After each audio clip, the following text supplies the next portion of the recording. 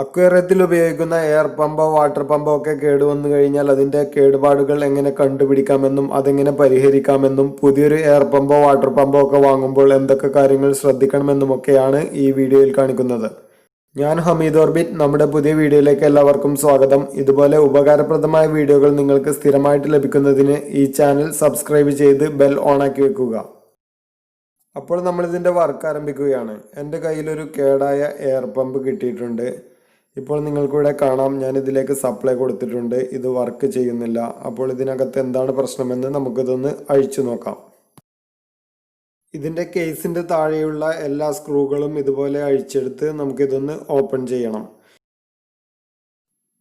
ഇപ്പോൾ ഇതിനകത്തുള്ള എല്ലാ ഘടകങ്ങളും നിങ്ങൾക്കിവിടെ കാണാവുന്നതാണ്. ഇതിൽ ആകെയുള്ളത് ഇതിൻ്റെ പവറിൻ്റെ ഒരു കേബിളും പിന്നെ ഒരു കോയിലും ഒരു സ്വിച്ചും പിന്നെ ഇതിൻ്റെ എയർ പമ്പ് ചെയ്യുന്ന ഒരു ഭാഗവും മാത്രമാണ്. ഇനി നമുക്കിതെങ്ങനെ ടെസ്റ്റ് ചെയ്യുമെന്ന് നോക്കാം. നമുക്ക് ആദ്യം ഇതിലേക്കുള്ള സപ്ലൈ വരുന്ന ഭാഗങ്ങളാണ് ടെസ്റ്റ് ചെയ്യേണ്ടത്. ആദ്യം നമ്മൾ ഇതിൻ്റെ പവർ കേബിളാണ് ടെസ്റ്റ് ചെയ്യുന്നത്. അതിനു വേണ്ടിയിട്ട് മീറ്റർ കണ്ടിന്യൂറ്റി ചെക്ക് ചെയ്യുന്ന ആ ഒരു ഭാഗത്തിലേക്ക് തിരിച്ചു വെക്കുക. ഇനി നമ്മൾ സാധാരണ കണ്ടിന്യൂറ്റി ടെസ്റ്റ് ചെയ്യുന്നത് പോലെ തന്നെ മീറ്ററിൻ്റെ പ്രോബ് വയറിൻ്റെ ഒരു എൻഡിലും രണ്ടാമത്തെ എൻഡിൽ രണ്ടാമത്തെ പ്രോബും വെച്ച് കഴിഞ്ഞാൽ ഇതുപോലെ കണ്ടിന്യൂറ്റി കാണിക്കുന്നുണ്ടെങ്കിൽ വയർ നല്ലതായിരിക്കും. അതുപോലെ രണ്ട് വയറുകളും ടെസ്റ്റ് ചെയ്യുക. ഇപ്പോൾ നിങ്ങൾക്കിവിടെ കാണാം, ഇതിൻ്റെ രണ്ട് വയറുകളും നല്ല വയറുകളാണ്. ഇത് കട്ടായിട്ടൊന്നുമില്ല. അപ്പോൾ ഇതിൽ വേറെ എന്തോ ആണ് പ്രശ്നമുള്ളത്. ഇനി നമ്മൾ ടെസ്റ്റ് ചെയ്യാൻ പോകുന്നത് ഇതിൻ്റെ കോയിലാണ്.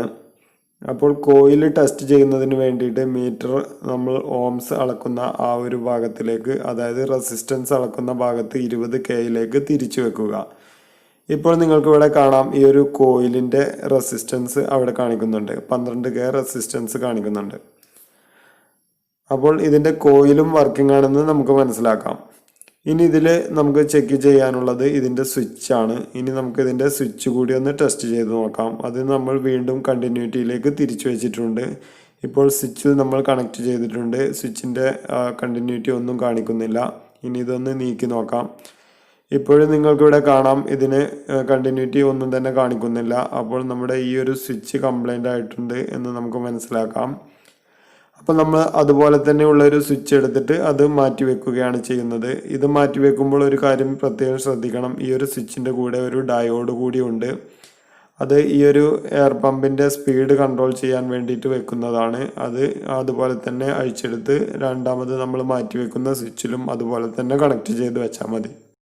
ഇതിൽ നിന്നും വയർ വേർപെടുത്തി എടുക്കുമ്പോൾ ഒരു കാര്യം ശ്രദ്ധിക്കുക. ഇതിൻ്റെ നടുവിലെ പിന്നിലും അതുപോലെ ഒരു സൈഡിലെ പിന്നിലുമാണ് വയർ കണക്ട് ചെയ്തിട്ടുള്ളത്. അത് അതുപോലെ തന്നെ കണക്ട് ചെയ്യുക. പിന്നെ ഈ ഒരു ഊരിയെടുത്ത ഡയോഡ് നേരത്തെ ഇട്ട് വെച്ചിരുന്നത് പോലെ തന്നെ രണ്ട് സൈഡിലുള്ള ആ പിന്നുകളിലേക്കാണ് സോൾഡർ ചെയ്ത് പിടിപ്പിക്കുന്നത്. ഇപ്പോൾ നമ്മൾ മാറ്റിയിടാൻ വേണ്ടി എടുത്ത പുതിയ സ്വിച്ചിലേക്ക് ഡയോഡ് സോൾഡർ ചെയ്ത് കഴിഞ്ഞു. ഇനി നേരത്തെ ചെയ്തതുപോലെ തന്നെ ഇതിൻ്റെ നടുവിലെ പിന്നിലേക്ക് ആ മെയിൻസ് കേബിളിൻ്റെ ഒരു കണക്ഷൻ കൊടുക്കുക. അതുപോലെ തന്നെ ഇതിൻ്റെ ഒരു സൈഡിലുള്ള ഏതെങ്കിലും ഒരു സൈഡിലുള്ള ഒരു കണക്ഷനിലേക്ക് ഈ ഒരു കോയിലിലേക്ക് പോകുന്ന റെഡ് വയറും കണക്ട് ചെയ്യുക. ഇപ്പോൾ നമ്മൾ എല്ലാ വയറുകളും കണക്ട് ചെയ്ത് കഴിഞ്ഞു. ഇനി നമുക്ക് സ്വിച്ച് അതിൻ്റെ സ്ഥാനത്ത് തന്നെ വെച്ചിട്ട് ഇതൊന്ന് ടെസ്റ്റ് ചെയ്ത് നോക്കാം. ഇനി നമ്മളിത് ടെസ്റ്റ് ചെയ്യുന്നതിന് വേണ്ടിയിട്ട് ഇതിലേക്ക് സപ്ലൈ കണക്ട് ചെയ്യുകയാണ്. ഈ ഒരു കോയിലിലേക്ക് സപ്ലൈ കണക്ട് ചെയ്യുമ്പോൾ ഇതിൻ്റെ നടുക്കുള്ള കോറ് മാഗ്നറ്റ് ആവുകയും ഇതിൻ്റെ രണ്ട് ധ്രുവങ്ങളിലേക്ക് ഈ ഒരു മാഗ്നറ്റ് ഇങ്ങനെ ചലിച്ചുകൊണ്ടിരിക്കുകയും ചെയ്യും. അപ്പോൾ ഈ ഒരു എയർ പമ്പിൻ്റെ ഭാഗം വർക്ക് ചെയ്തുകൊണ്ട് നമുക്ക് പുറത്തേക്ക് എയർ കിട്ടുകയാണ് ചെയ്യുന്നത്. അത് നമ്മളൊരു പൈപ്പ് വഴി വെള്ളത്തിലേക്ക് ഇടുന്നു. അങ്ങനെയാണ് ഇത് വർക്ക് ചെയ്യുന്നത്. ഇനി ഞാൻ ഇതിലേക്കൊരു പൈപ്പ് കണക്ട് ചെയ്ത് ഇത് വെള്ളത്തിലിട്ട് ഇതിൻ്റെ വർക്കിംഗ് ഒന്ന് കാണിച്ചു തരാം. ഇപ്പോൾ ഞാൻ ഇതിൻ്റെ സ്ക്രൂ എല്ലാം മുറുക്കിയിട്ടുണ്ട്. ഇതിൽ സപ്ലൈ കൊടുത്ത് ഞാനിപ്പോൾ ഇത് വെള്ളത്തിലിട്ടിട്ടുണ്ട്. വളരെ നന്നായിട്ട് തന്നെ ഇത് വർക്ക് ചെയ്യുന്നുണ്ട്. എയർ പമ്പ് ടെസ്റ്റ് ചെയ്തതുപോലെ തന്നെയാണ് അക്വേറിയത്തിൽ ഉപയോഗിക്കുന്ന വാട്ടർ പമ്പുകളും ടെസ്റ്റ് ചെയ്യുന്നത്. നമ്മൾ നേരത്തെ കാണിച്ചതുപോലെ മൾട്ടിമീറ്റർ ഉപയോഗിച്ചിട്ട് ഇതിൻ്റെ കോയിലും അതുപോലെ മെയിൻസ് കേബിള്, സ്വിച്ച് എന്നിവയെല്ലാം നമുക്ക് ടെസ്റ്റ് ചെയ്യാവുന്നതാണ്. ഏതിനാണ് പ്രശ്നമെന്ന് നോക്കിയിട്ട് ആ ഒരു ഭാഗം മാറ്റി വെച്ചാൽ മതി. ഇപ്പോൾ ഈ കാണുന്നത് ഒരു വാട്ടർ പമ്പാണ്. ഇത് നമുക്ക് വെള്ളത്തിൽ ഇട്ട് വെക്കാവുന്ന തരത്തിലുള്ള വാട്ടർ പമ്പാണ്, സബ്മേഴ്സിബിൾ ആണ്. ഇപ്പോൾ നിങ്ങൾ ഈ കാണുന്ന ഈ ഒരു വാട്ടർ പമ്പ് 18 വാട്ട് കറണ്ട് മാത്രം ഉപയോഗിച്ച് മണിക്കൂറിൽ 100 ലിറ്റർ വരെ വെള്ളം പമ്പ് ചെയ്യാൻ കഴിയുന്ന ഒരു പമ്പാണ്.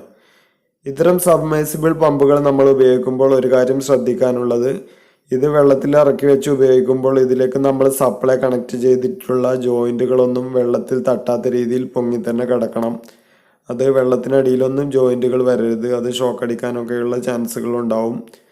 അതുപോലെ തന്നെ വെള്ളത്തിൽ ഇറക്കി വെച്ച് ഉപയോഗിക്കുന്ന ഇത്തരം പമ്പുകൾ നമ്മൾ വെള്ളത്തിന് പുറത്ത് വെച്ച് അധിക നേരമൊക്കെ വർക്ക് ചെയ്യിച്ച് ടെസ്റ്റ് ചെയ്ത് കഴിഞ്ഞാൽ ഇത് കേടാകാനുള്ള സാധ്യതയുണ്ട്. അതുകൊണ്ട് വെള്ളത്തിൽ ഇറക്കി വെച്ച് മാത്രം ഉപയോഗിക്കുക. ഈ പമ്പ് വെള്ളത്തിൽ ഇറക്കി വെച്ച് ഇതിൻ്റെ കൂടെ നമുക്ക് കിട്ടുന്ന ഈ ഒരു കണക്ടർ ഈ ഒരു പമ്പിലേക്ക് കണക്ട് ചെയ്ത് വെച്ച് ഇതിലേക്ക് പൈപ്പും കണക്ട് ചെയ്ത് പൈപ്പ് പുറത്തേക്ക് ഇട്ട് കഴിഞ്ഞാൽ വെള്ളം നമുക്ക് പുറത്തേക്ക് പമ്പ് ചെയ്യാൻ പറ്റും. അക്വേറിയത്തിന് വളരെ ആകർഷകമായ രീതിയിൽ വിവിധ തരത്തിലുള്ള ലൈറ്റുകൾ ഫിറ്റ് ചെയ്യുന്നതിനെ കുറിച്ച് നമ്മൾ മുമ്പ് വീഡിയോ ചെയ്തിരുന്നു. ആ വീഡിയോ കാണുന്നതിനും നിങ്ങൾക്ക് ഇതുപോലെ എയർ പമ്പോ വാട്ടർ പമ്പോ ഒക്കെ വ്യത്യസ്ത പവറുകളിലുള്ളത് വാങ്ങുന്നതിനുമൊക്കെയുള്ള ലിങ്കുകൾ ഞാൻ ഈ വീഡിയോയുടെ ഡിസ്ക്രിപ്ഷനിൽ ഇട്ടിട്ടുണ്ട്. നമ്മുടെ തുടർന്നുള്ള വീഡിയോകൾ ലഭിക്കുന്നതിന് ഈ ചാനൽ സബ്സ്ക്രൈബ് ചെയ്തതിനു ശേഷം ബെൽ ബട്ടൺ കൂടി എനേബിൾ ചെയ്ത് വെച്ചേക്കുക. വീഡിയോ ഇഷ്ടപ്പെട്ടെങ്കിൽ ലൈക്ക് ചെയ്യുക, നിങ്ങളുടെ കൂട്ടുകാർക്കും ഒന്ന് ഷെയർ ചെയ്ത് കൊടുത്തേക്കുക. വീഡിയോയിൽ എന്തെങ്കിലും സംശയങ്ങളുണ്ടെങ്കിൽ കമന്റ് ബോക്സിലൂടെ ചോദിക്കാൻ മടിക്കരുത്. താങ്ക്